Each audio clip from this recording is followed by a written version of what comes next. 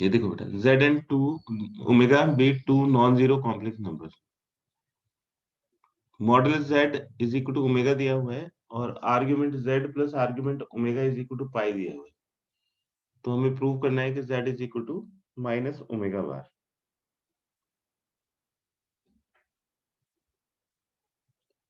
तो आपको देखो z का वो दिया हुआ है, अ, दोनों का मॉडुलस इक्वल है और दोनों के आर्ग्यूमेंट का सम पाई के इक्वल है। यानी कि एक का आर्ग्यूमेंट अगर थीटा ले लेंगे तो दूसरे का आर्ग्यूमेंट कितना हो जाएगा?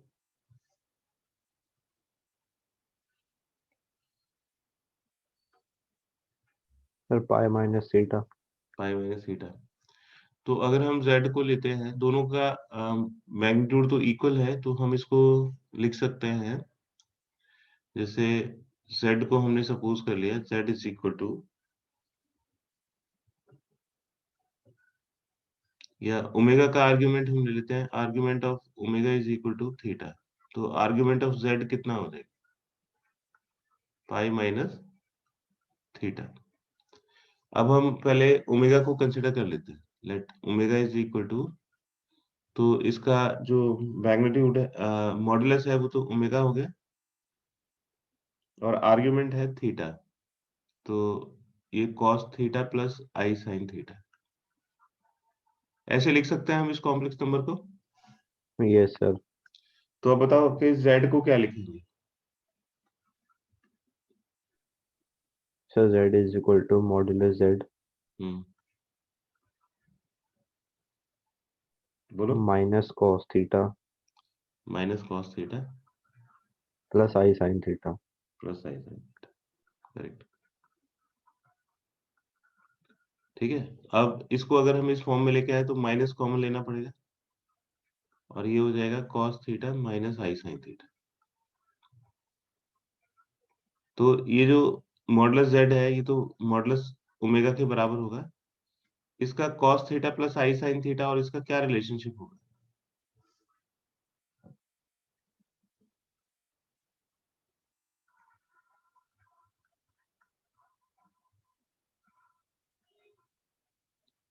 तो अगर हम ओमेगा बार को लिखें तो ओमेगा बार को क्या लिख सकते हैं? तो बार करने पे यानी कि कॉन्जुगेट पे मॉडुलस तो सेम ही रहता है और बार करने पे जो एंगल है वो नेगेटिव हो जाता है, यानी कि cos minus theta plus i sine minus theta, है ना? तो ये हो जाएगा ओमेगा कॉस थीटा माइनस आई साइन थीटा। तो ये जो पूरा टर्म है, इसको हम ओमेगा बार लिख सकते हैं। तो z is equal to minus omega bar हो जाएगा।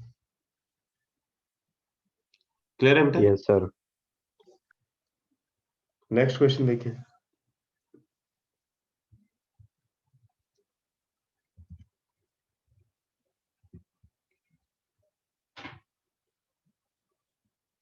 इसको एक बार पढ़ो बेटा, क्वेश्चन को पूरा। Z be a complex number, x and y are real numbers. Let A and B be the sets defined by these, and B is equal to this. Find the area of the region A intersection B. तो A और B के जो common points हैं, उसका area calculate करना है, कितना होगा। तो पहले तो ये बताओ कि ये जो कॉम्प्लेक्स नंबर का सेट है, ये किसको रिप्रेजेंट करता है?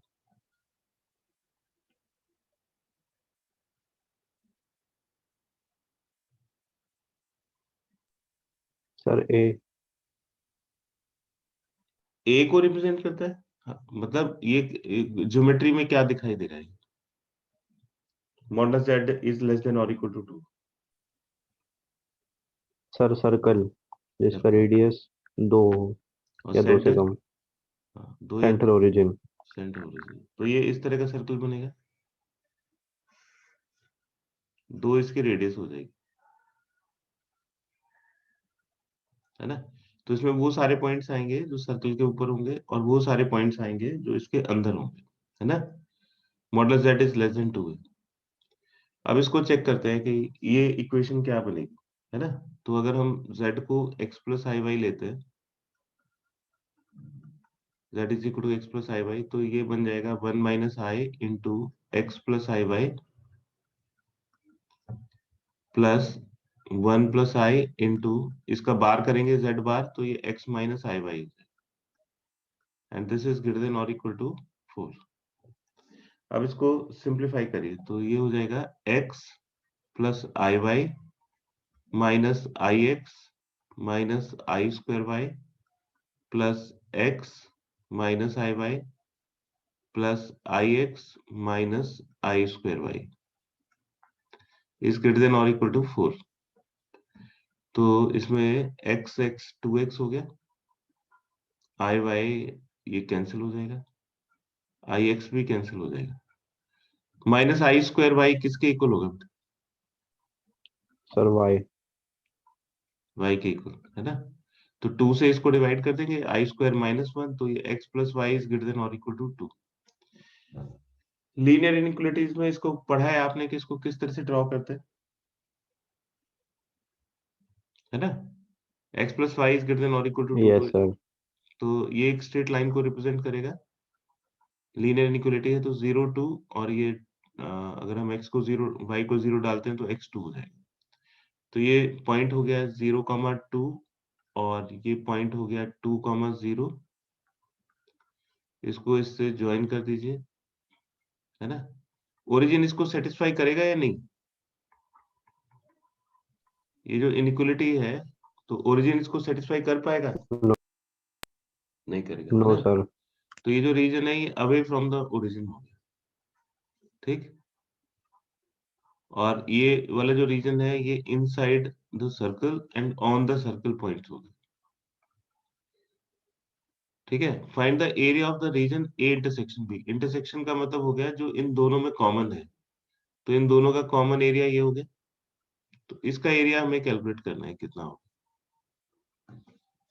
तो अब इसमें थोड़ी सी ज्योमेट्री लगाएंगे, ये इसका रेडियस 2 है, तो अगर हम इस क्वाड्रेंट के एरिया में से ये ट्राइंगल का एरिया माइनस कर दें तो ये एरिया आ जाएगा। Yes sir. तो जो area of region A intersection B is equal to quadrant का 1/4 इंटू पाई आर स्क्वायर, ठीक है। ये तो इस क्वाड्रेंट का एरिया आ गया, फिर उसमें से इस ट्राइंगल का एरिया माइनस करो तो minus half base into height, तो ये 4 से 4 कैंसिल हो जाएगा, ये 2 से 2 कैंसिल हो जाएगा, तो ये पाई माइनस 2 स्क्वायर यूनिट्स आ जाएगा।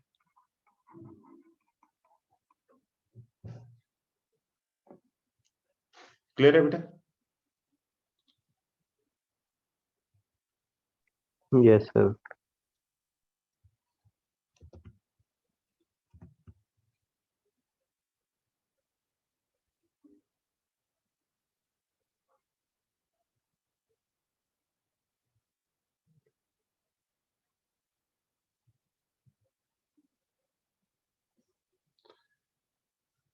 ये find the area bounded by region,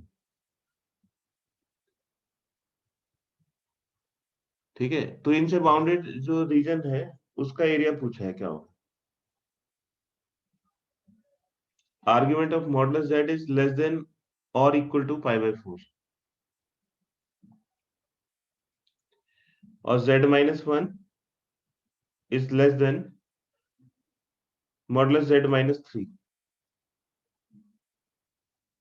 ठीक है। तो इसका जो एरिया बाउंडेड रीजन है उसको कैलकुलेट करना है।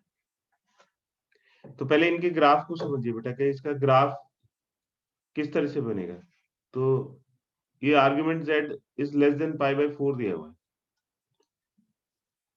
ये क्वेश्चन थोड़ा सा गलत लिखा हुआ है यहाँ पे, ये मॉडुलस आर्ग्यूमेंट z होना चाहिए।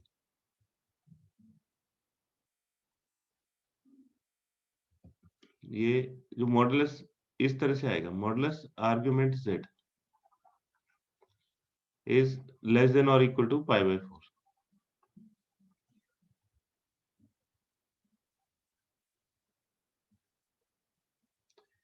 तो आप सोच सकते हो बेटा इसका जो ग्राफ है वो किस तरह से बनेगा।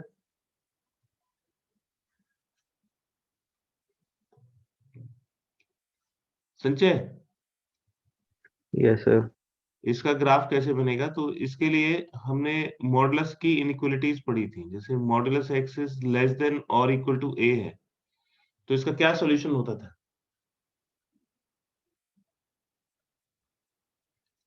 तो इसके क्रिटिकल पॉइंट आते थे माइनस ए और ए के बीच में, है ना।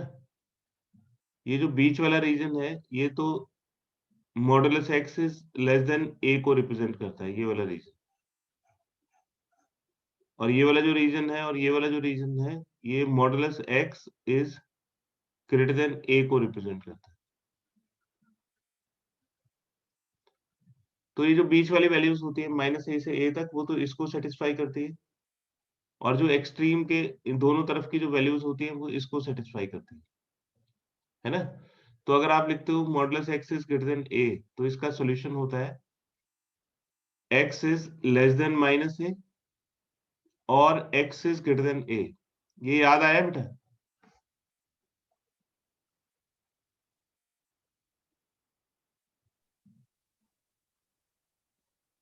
सर रिलेशन में पढ़ा था ये हमने लीनियर इनइक्वालिटीज में पढ़ा था, जब मॉडुलस की इनइक्वालिटीज पढ़ाए थे।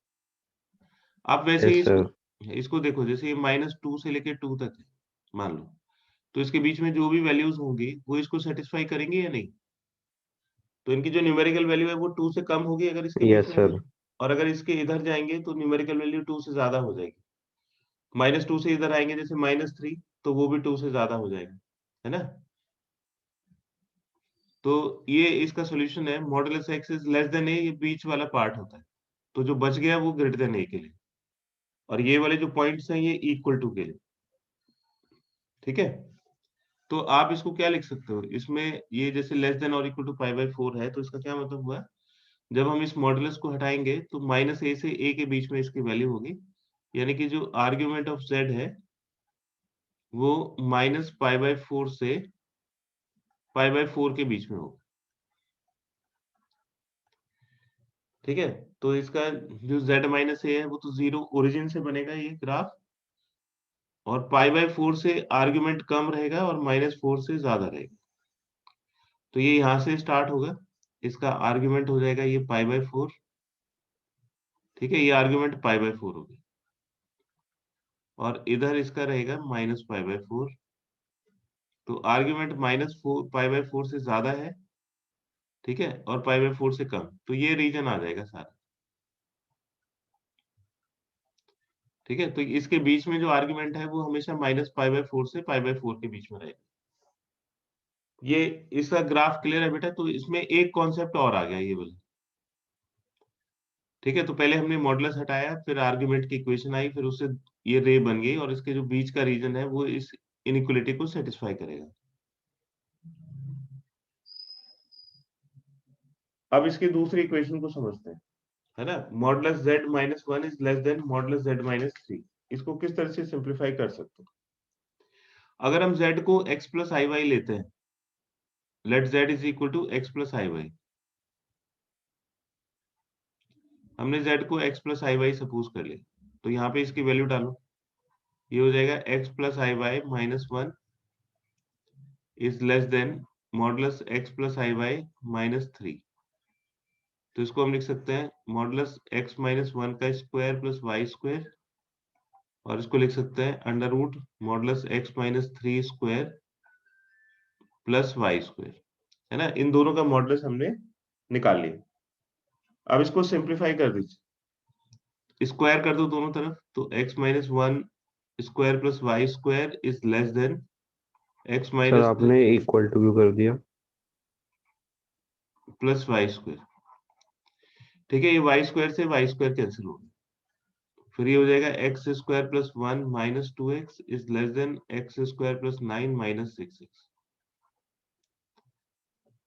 तो ये एक्स स्क्वायर से एक्स स्क्वायर कैंसिल हो गया, 6x minus 2x 4x is less then 8, तो x is less then 2। Suppose करिए x इज इक्वल टू 1 है, ये x इज इक्वल टू 2 है ना। तो ये वाली जो लाइन है ये x इज इक्वल टू 2 हो गया, और इस तरफ का जो रीजन है ये रीजन, ये हो जाएगा x इज लेस देन 2। तो ऐसा कौन सा पार्ट है जो दोनों में कॉमन है ना। तो ये सर ये वो, ट्राइंगल। हाँ ये ट्राइंगल बन जाएगा। ये वो सारे पॉइंट्स हैं जो इन दोनों इनइक्वालिटीज को एक साथ सेटिस्फाई करते हैं, है ना। अब इस ट्राइंगल का एरिया कितना होगा बताइए मुझे? ये एंगल π/4 है, ये वैल्यू ये जो है ये 2 है, तो कितना एरिया होगा? तो हम यहाँ पे ट्रिग्नोमेट्री लगा सकते हैं, है ना। ये 10 π/4 तुमने हाइट एंड डिस्टेंस में करा होगा। 10 π/4 की वैल्यू 1 होती है, तो परपेंडिकुलर अपॉन बेस 1, तो परपेंडिकुलर और बेस दोनों इक्वल हो जाएंगे, तो ये भी 2 हो जाएगा, ये भी 2 हो जाएगा। क्लियर है बेटा? Yes sir. तो ये इसका बेस हो गया 4 और हाइट हो गई 2, तो एरिया हो जाएगा हाफ बेस इंटू हाइट। ठीक है, तो कितना एरिया आ गया इसका? 4 यूनिट्स एरिया आ गया। तो एरिया हो गया 4 स्क्वायर यूनिट्स।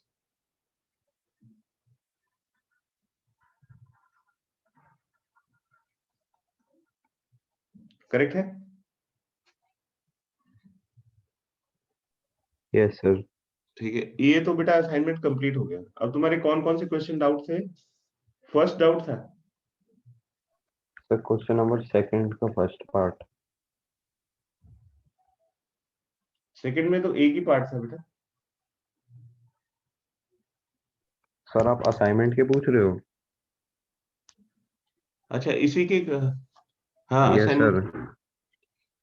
जो आपने इसी में ही कुछ क्वेश्चन दिए थे ना करने के अच्छा लिए। अच्छा अच्छा, ठीक है। असाइनमेंट किया तुमने? नहीं? सर किया सर, बहुत डाउट आए। अच्छा ठीक है। मैंने भेज कब दिया असाइनमेंट इसका, आर्गुमेंट? सर कल ही भेजा था। अच्छा ठीक है। तो इस वाले असाइनमेंट में question number 2,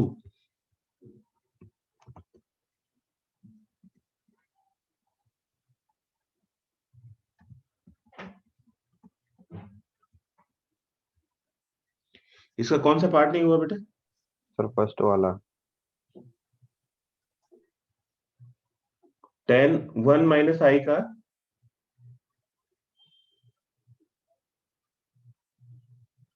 tan 1 minus i का होल स्क्वायर, इसका मॉडुलस बताना है और आर्गुमेंट और प्रिंसिपल आर्गुमेंट बताना है। ठीक है, तो इसको, ये जो tan i minus 1 whole square है, इसको स्टैंडर्ड फॉर्म में लिखेंगे। ये कॉम्प्लेक्स नंबर हमारा है z is equal to tan 1 minus i का होल स्क्वायर। ठीक है, तो इसको सॉल्व करेंगे तो ये tan स्क्वायर 1 हो जाएगा, प्लस आई स्क्वायर माइनस 2 tan 1 इंटू आई। ये आई स्क्वायर की जो वैल्यू है वो -1 हो जाएगी, तो ये हो जाएगा tan square 1 -1, i square is -1 minus 2 tan 1 into i. ठीक है, अब इसका मॉडुलस हमें पता है करना है, तो मॉडुलस हो जाएगा modulus z is equal to under root real part square, तो ये tan स्क्वायर 1 -1 का होल स्क्वायर हो जाएगा, और इसका स्क्वायर, ये 4 tan स्क्वायर 1 आ गया। ठीक है, तो इसको सॉल्व करोगे तो ये बन जाएगा क्या? Under root a minus b whole square plus 4ab, तो ये under root a plus b का होल स्क्वायर हो जाएगा, तो ये tan स्क्वायर 1 प्लस 1 का स्क्वायर हो। ठीक है, तो इसका रिजल्ट आ जाएगा tan स्क्वायर 1 प्लस 1। ये स्क्वायर में है तो पॉजिटिव भी होगा, तो tan स्क्वायर 1 प्लस 1 इसका रिजल्ट आ जाएगा मॉडुलस। सर इसको ऊपर से ही डायरेक्ट मॉड्यूलस लगा लेते हैं फर्स्ट स्टेप में, तो स्क्वायर हम्म बाहर आ जाता। हम्म और tan 1 माइनस आई का मॉड्यूलस कर लेते, तो भी यही है ज्यादा ना? जल्दी हो जाता। यस बिल्कुल सर। सही। ठीक है, तो मॉडुलस z आ गया। अब हमें इसका बताना है कि आर्गुमेंट कितना होगा। ठीक है, तो सबसे पहले इसको चेक करना पड़ेगा कि ये जो एक्स वाई है, ये हमारा एक्स हो गया tan स्क्वायर 1 -1, और ये जो -2 tan 1 है, ये वाई हो गया। तो इसको बताओ कि ये कौन से कोऑर्डिनेट में लाई करेगा। ये tan स्क्वायर 1 -1, ये वैल्यू पॉजिटिव होगी या नेगेटिव होगी?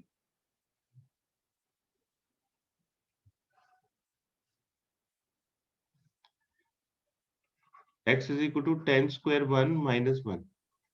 सर नेगेटिव होगी। नेगेटिव हो गई।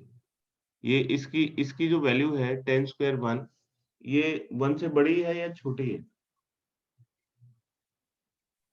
सर छोटी। कैसे? सर मतलब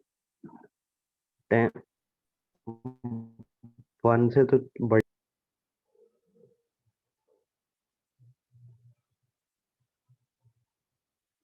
10, ये जो 1 लिखा हुआ है 1, ये डिग्री में कितना होता है बेटा?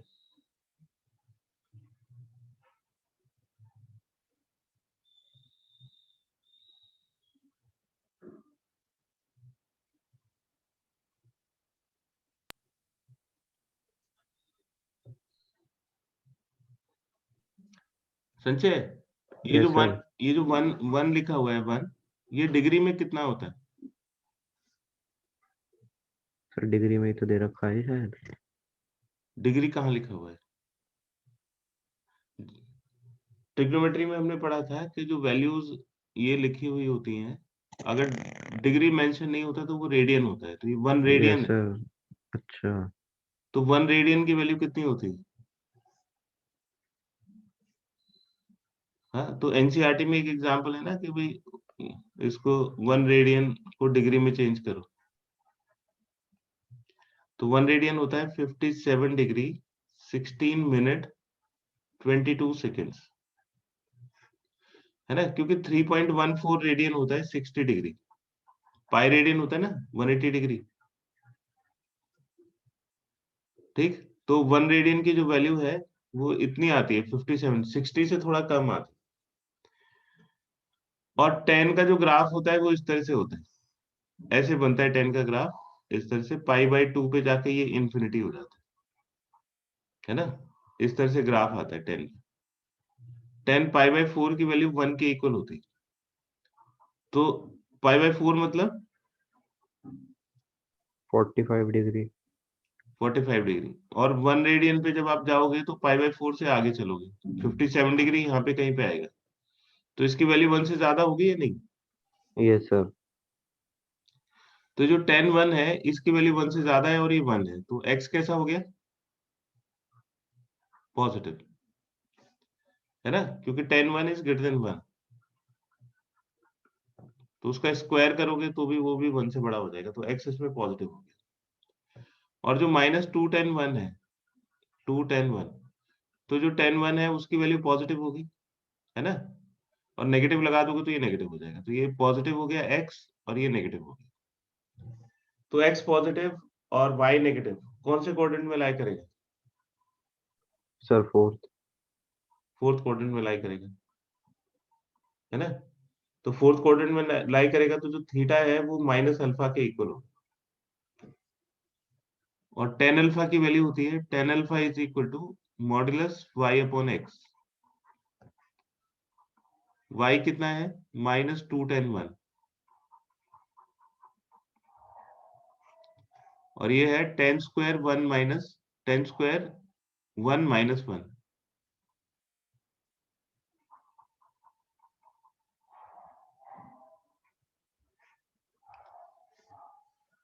ठीक है, ये पॉजिटिव है ये नेगेटिव है, तो जब इसमें मॉडुलस लगाएंगे तो ये 2 10 1 अपॉन टेन स्क्वायर 1 माइनस 1 आ जाएगा। ठीक है, ये टेन अल्फा की वैल्यू होगी। तो अल्फा कितना हो जाएगा? Alpha is equal to tan inverse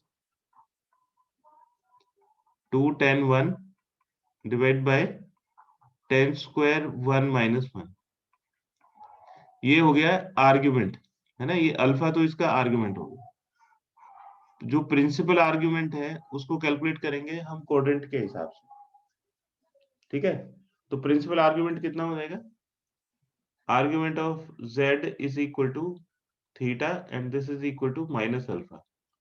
तो इसकी वैल्यू हो जाएगी minus tan inverse 2 10 1 upon tan square 1 minus 1।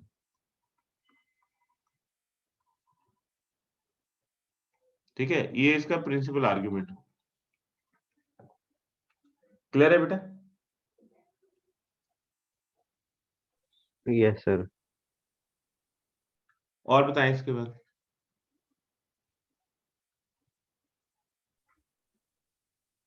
Sir question number 4।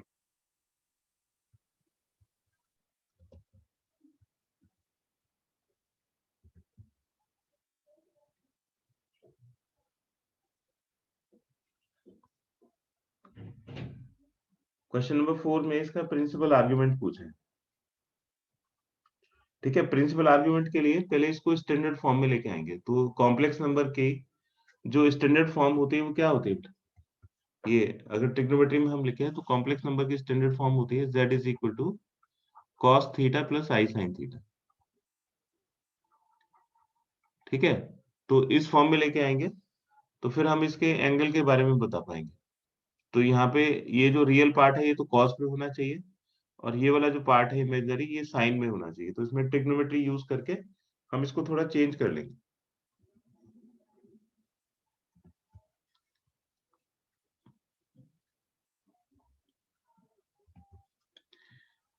तो देखो साइन थीटा और 1 plus cos theta, million dollar identity. Sine theta की वैल्यू क्या होती है? 2 sine theta by 2 cos cos theta, theta by 2। और 1 plus cos theta 2 cos square theta by 2। 2 cos square theta by 2 के equal हो जाएगा। तो ये वैल्यूज इसमें सब्स्टिट्यूट कर दीजिए। ठीक है, तो ये हो जाएगा 2 साइन हाफ इसका करेंगे तो 3 pi by 5 cos 3 pi by 5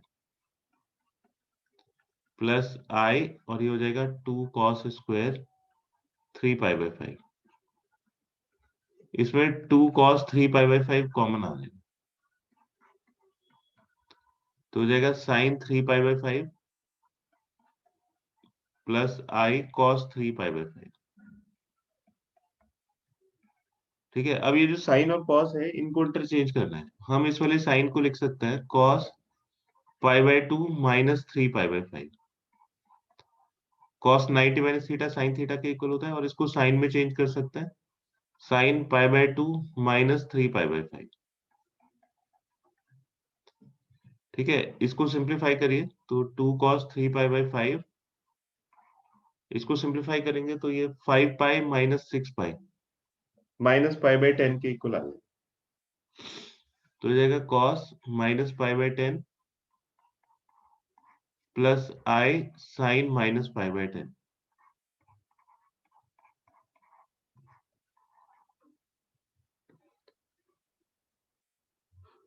तो ये जो cos माइनस पाई बाई 10 है ये cos पाई बाई 10 के इक्वल हो जाएगा। तो सर cos, यहाँ तक कर लिया था, इसके बाद सर उलझ गया क्वेश्चन। ठीक है, ये cos पाई बाई 10 हो गया और ये minus I sine pi by 10 हो गया।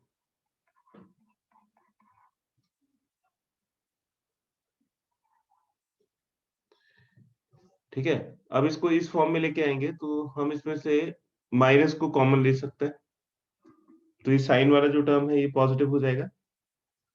अब इसमें पाई बाई 10 को देखो कि पाई बाई 10 कितना डिग्री होता है।